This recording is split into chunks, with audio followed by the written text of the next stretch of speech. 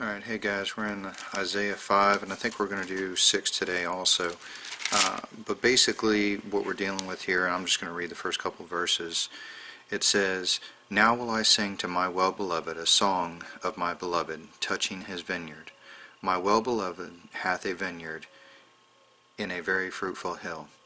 And he fenced it, and gathered out of it the stones thereof, and planted it with the choicest vine, and built a tower in the midst of it, and also made a winepress therein. And he looked that it should bring forth grapes, but it brought forth wild grapes.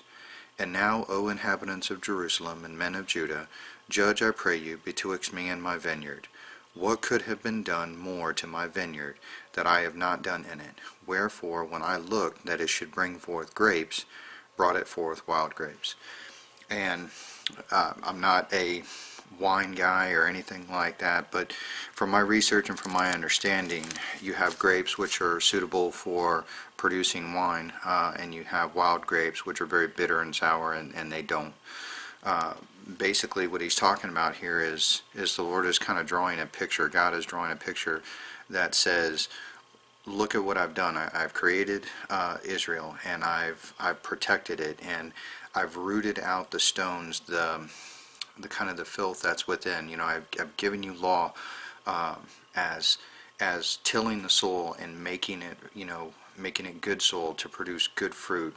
I've hedged it about, and so on and so forth. And when I expected it to produce fruit worthy of making wine, worthy of producing something productive, instead it produced wild grapes. It produced something that was bitter and sour, and it couldn't really be used for anything. And the picture that he's drawing here is basically that Israel was given all of the best opportunities. They were given protection, they were given land, they were given all of these great things, and instead of seeking God, they sought those things, and they became basically, those things became idols to them, and they began to focus on those things that we kind of seen in the other chapters. And he goes on in verse 5, and he says, "Now go, I will tell you what I will do to my vineyard. I will take away the hedge thereof, and it shall be eaten up, and break down the wall thereof, and it shall be trodden down. And I will lay it waste, and it shall not be pruned nor digged, but that there shall come up briars and thorns, and I will command the clouds that they rain no rain upon it." And you can continue reading through there, but one of the things that I want to kind of point out here is how God deals with judgment. And this is something that we need to think not just on a national level, like how God deals with nations, but how God deals with us individually as well. And that is that God provides for us the best opportunities for us to do well. And when we begin to replace God with the things that God blesses us with, when we begin to kind of push God aside and get our focus off of Him, God doesn't bring about evil per se. What God does is God removes His hedge of protection, as it says in verse 5 and 6 there. He says, I'm going to remove that hedge of protection. You want to live like the world, I'm going to take my hands off, and I'm going to let the world in to your lives. And you're going to see what it produces. You're going to see where that takes you. And it's kind of interesting as people often kind of ask that question, would a holy and just and merciful and loving God send people to hell? No, He wouldn't. What He does is He allows you to make that choice for yourself. When you make that choice that this is how I want to live, this is who I want to be, I want to live in my own pride, I want to live in my own self-righteousness, I want to live in materialism, I want to live in idolatry or adultery, I want to live in these things, God's like, right on, have at it. And you're going to see where that path takes you. And if you're one of His children, you're going to see really quickly that that's going to take you straight into discipline. It's going to take you into a void, into a hollowness and emptiness that you really can't even explain, as it takes you away from fellowship with God. If you're not one of His children, you're going to continue down that path, and the end of that path leads to hell. It leads to exactly what you asked for, which was a life without God. And this is something that we need to keep in mind. What is heaven and what is hell? Well, heaven is where Jesus is. It's where God is. It's where we have that relationship with God. When we pass from this life, we go to God. Heaven is heaven because God is there. Because God is love, we go to a place of love. Hell is the absence of God. It's the absence of Jesus. It's the absence of mercy, the absence of grace. It's the absence of love.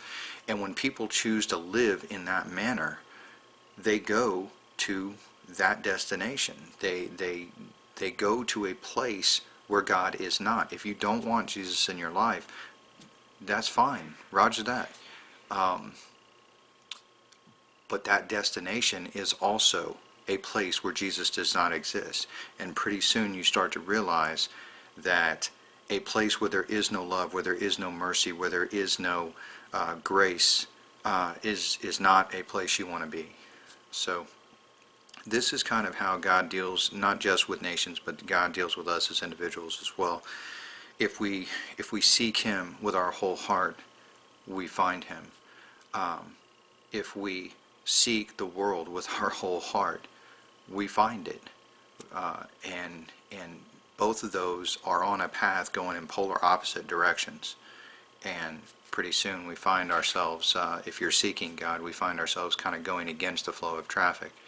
As Jesus said, the wide way, is going in one direction, and that narrow way is a different path. But I would even kind of picture it from the perspective of it's the same path, it's just a narrow margin that is going in the opposite different direction.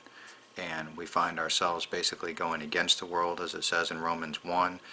The world can't understand why we're living the way that we're living, why we're doing the things that we're doing, and it's purely because they have no concept of what it is that we're getting out of our Christian life. And this is something that I'm getting a little off topic on, but our fellowship with God is only made possible by the blood of Jesus. It's only made possible by His sacrifice. We would have no fellowship with God because of our sin were it not for Jesus' sacrifice. And for those who have relationship with God, who not just have spoken to God, but have felt His presence and felt Him speaking to them, that's not something that, I have to give up living in the world. That is such a minor thing. I couldn't even begin to fathom.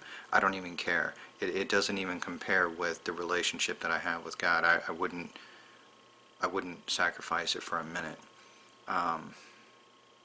The relationship that I have with God is far more important than any kind of worldly pleasure that I can get. Now, true, we all do sometimes get sucked in. We get off focus. We fall down that path. But as we begin to realize, as God brings us to our knees and we begin to realize, where am I? How did I get here? It does talk about, in chapter 5, as a matter of fact, in verse 25 it says, "For this His anger is not turned away." So God is still angry with the people, but His hand is stretched out still. God has still got His hand out for those of us who have fallen, who have gotten off the path, who have stumbled, and all of a sudden we find ourselves kind of getting swept up in the tide of traffic that is going in the other way, and we realize where we're at, and we're like, God, get me back on the path, get me refocused, and God oftentimes has to bring us to our knees in order to do that.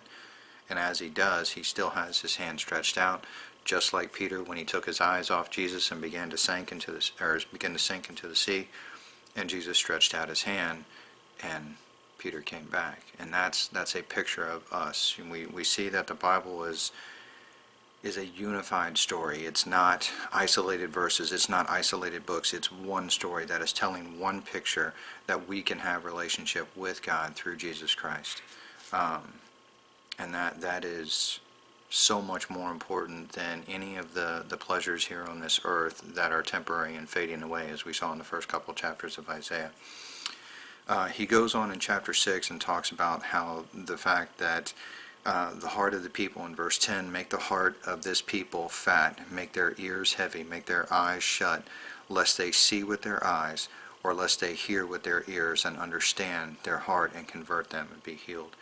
And one of the things that Jesus also talked about when he was talking about parables is that parables are not given as a pictorial story to make it easier to understand. In fact, he says in one of his Gospels that the reason why he spoke in parables was deliberately so that having eyes they would not see and having ears they would not hear, so that they wouldn't understand, because these people's heart had become hardened to the point where God was like, okay, you want to live in your own self-righteousness, you want to live in your own religiosity, have at it, knock yourself out, but that's how you're going to stay, and that's how you're going to be. Even though God's got his hands stretched out towards us and he's calling us back to him, there's no guarantee that that hand stays out forever. If we continue to stay in that state of resistance and rebelliousness, there's nothing at all short of God's mercy and grace that keeps his hand out. At any point he can harden us and we stay in that state. So I would certainly encourage you guys who are not in relationship with God, or maybe living out of fellowship with God, that you kind of understand that God is reaching out, that God is calling you back. But he's doing so out of his grace and out of his mercy, not because he needs us. So, anyway, I want to share that with you guys. God bless.